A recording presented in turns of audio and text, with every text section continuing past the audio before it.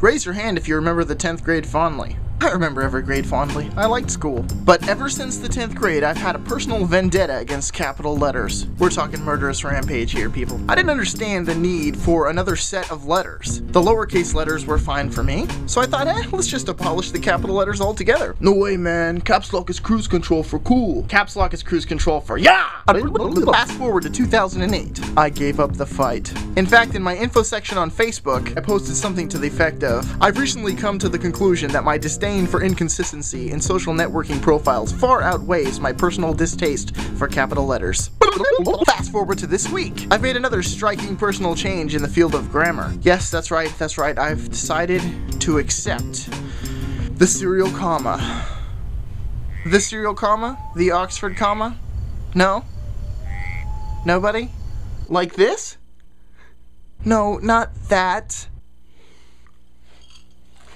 The serial comma, or Oxford comma, is also known as the extra comma placed before the conjunction at the end of a list. For example, lovely, comma space, unintrusive, comma space, and absolutely necessary. Sound familiar? If you know what this means, it should. Now, I used to dislike this extra comma for the same reason that I disliked capital letters. I found them completely unnecessary, and a lot of the time it didn't match up to how I spoke. I tend to write how I talk. If I would pause in a sentence, I'll put a comma. The serial comma is something I've been kind of wishy-washy about even in academic papers. I usually tend to use it because my professors tend to ask me to use it. Also, both MLA and APA formats, the most common formats for a research paper, express their demand for the mandatory use of the serial comma.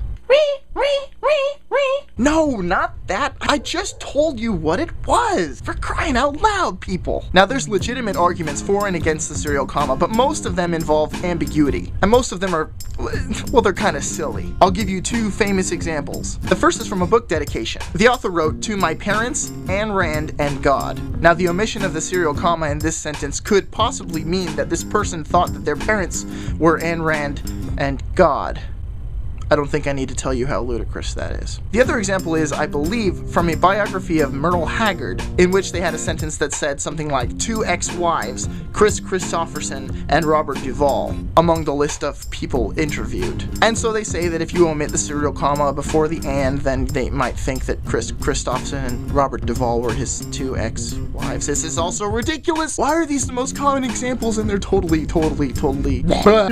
That said, while I do agree with John Green that the serial comma is probably a good thing for society, I don't necessarily agree with the way he phrased it. So John said that the Oxford comma is lovely, charmingly, or exquisitely beautiful. Come on. The second way he described the Oxford comma was unintrusive, which is not a word. But I'll let it slide because you're a famous young adult author. The word you're looking for is unobtrusive, which could be true or false depending on the situation. For example, in a spec of dialogue, if your character speaks with that sort of cadence that would necessitate the use of an Oxford comma, then it's unobtrusive. But otherwise...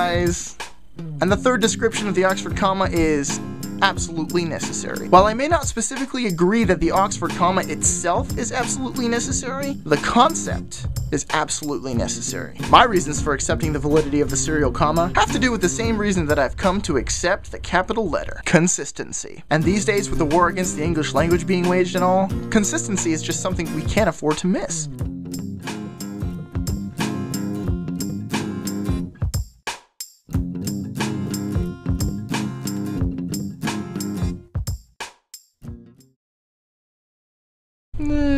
Two other video references already.